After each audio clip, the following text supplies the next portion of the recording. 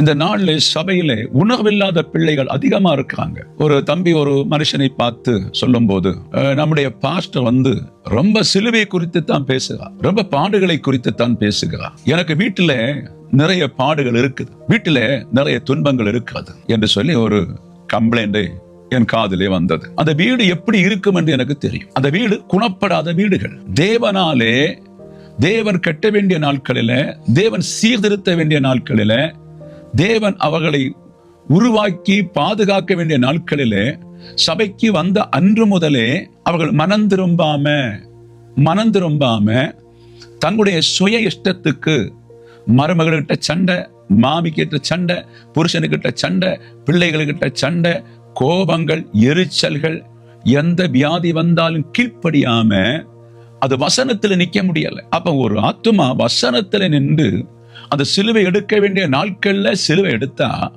நிச்சயமாக அந்த வீட்டை குணப்படுத்துவா, அந்த வீட்டை சீர்படுத்துவா. அந்த வீடை சீர்படுத்தாவிட்டால் அந்த வீடு நிலை நிற்காது. அவன் நிலை நிற்காம இருக்கும் போது நாம் கொடுக்கிற சிலுவை எடுத்துக்கொள்ள முடியாது.